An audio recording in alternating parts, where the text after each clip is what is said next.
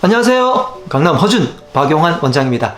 구내염이 있을 때 너무너무 괴롭잖아요. 이럴 때 영양제만 잘 챙겨 먹어도 구내염을 재발을 방지하거나 예방해 주거나 구내염이 있을 때 훨씬 더 빨리 나아지게 할 수 있습니다. 이번 편에서는 구내염을 좋아지게 하는 영양제에 대해서 알아보고요. 더불어서 약초들도 소개해 드리도록 할게요. 제가 말씀드린 영양제들은 베체트 환자분들께도 제가 처방을 해드리고 있으니까 꼭 기억해 두셨다가 잘 챙겨 드셔 주시기 바랍니다.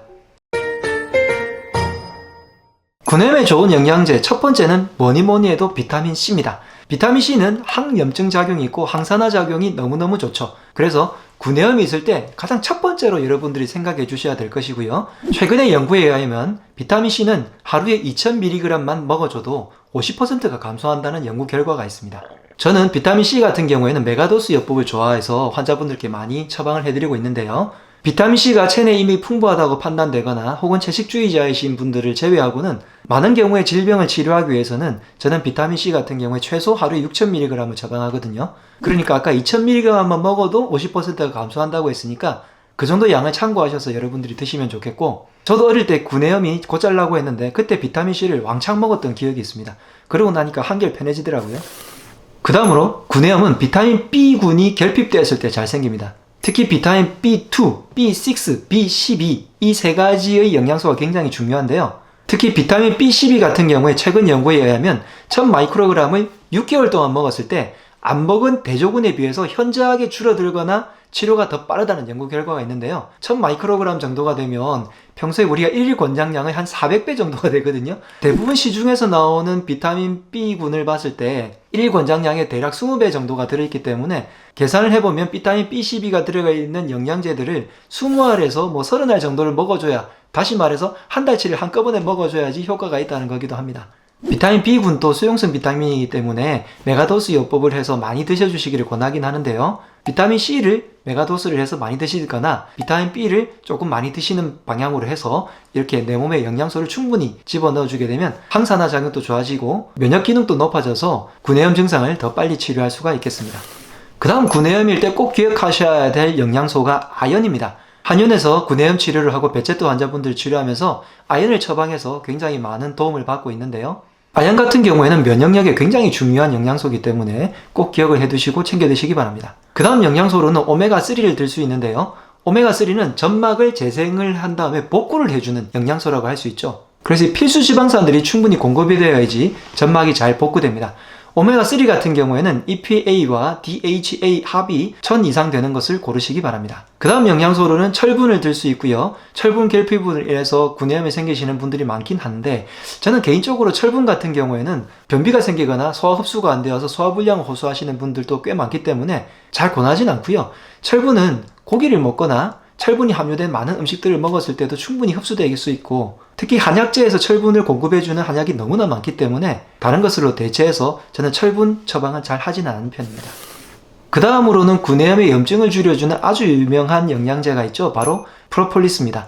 프로폴리스 같은 경우는 알약으로 된 것을 먹는 것은 오랜 기간의 염증에 좋기 때문에 만성적인 구내염이거나 베체트 질환 환자분들이 염증이 막 올라올 때는 프로폴리스를 복용하는 것도 괜찮지만, 프로폴리스 같은 경우에 액체로 돼가지고요 바로 직접 바를 수 있는 제제도 있어요. 그래서 구내염이 생겨서 지금 당장에 괴로울 때는 프로폴리스를 바로 발라주는 것도 좋고요. 입 안쪽에 제가 꿀을 바르는 것도 도움이 된다고 말씀을 드리는데, 프로폴리스는 조금 더 강력한 항염 작용이 있습니다. 꿀도 좋고 프로폴리스가 좋으면 더 좋은 건 뭘까요? 로열 젤리죠.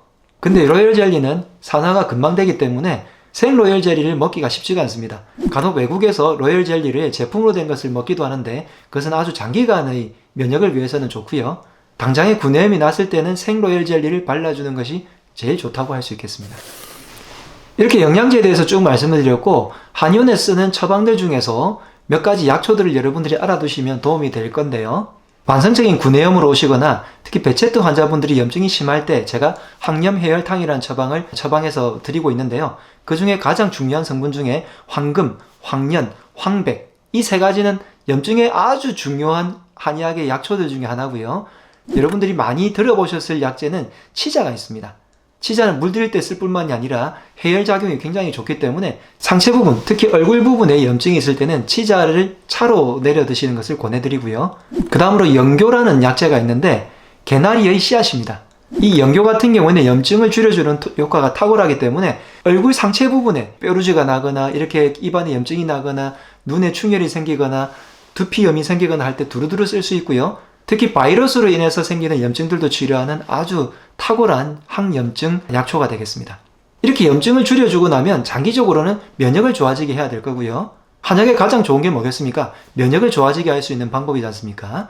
제가 면역탕을 처방할 때는요, 녹용 같은 것도 있고요. 그 다음에 인삼이나 황기, 오가피, 구기자 같은 것들이 있을 건데, 인삼은 약효가 강한 편이기 때문에 인삼을 약효를 조금 줄여놓은 홍삼을 드시는 분들은 꽤 많은 걸로 알고요. 가급적 홍삼은 뒤쪽에 성분표를 보셔서 식품 첨가물들이 없는 홍삼을 꼭 고르도록 하세요. 생각보다 식품 첨가물들이 많은 홍삼이 너무나 시중에 많기 때문에 꼭 말씀드리고 싶습니다. 그 다음에 황기 많이 들어보셨을 건데 삼계탕에 넣어 먹는 재료 중에 하나잖아요. 몸에서 기운을 올려주고요. 피부 점막을 복구하는 효과가 굉장히 뛰어납니다. 그리고 오가피는 면역을 좋아지게 하는 약초로 전 세계에서도 굉장히 많이 연구가 활발하게 이루어진 약초이기 때문에 잘 챙겨주시면 좋겠고요. 구기자는 신선히 먹는 약초로 알려져 있잖아요. 면역을 좋아지게 하는 너무나 좋은 약초 중에 하나입니다. 이런 약초들 외에 여러 가지 수십 가지의 약초들을 환자분들의 상태에 따라서 조합을 해서 처방을 하게 되면 구내염도 빨리 없어지고 배체트 질환 환자분들도 굉장히 도움을 많이 받아서 염증이 줄어들고 면역이 좋게 생활을 하고 있습니다. 영양제 정리를 해드리자면 비타민C, 메가도스 요법으로 드시기를 권하고요. 비타민 B 아주 중요하고요. 그 다음으로 아연, 오메가3, 철분, 그리고 프로폴리스 같은 영양제들을 여러분들이 평소에 잘 복용해 주시면 예방과 치료에 도움이 될 수 있겠습니다. 그 외에 말씀드린 약초들도 참고를 하셔서 평소에 차를 내려가지고 약초차를 드시는 것도 굉장히 큰 도움이 될 거예요. 평소에 예방하는 것이 무엇보다 중요하니까 이런 영양제와 약초들을 적절하게 이용하셔서 빨리 구내염에서 탈출하시기 바랍니다. 지금까지 강남 허준 박용환 원장이었습니다. 건강하세요.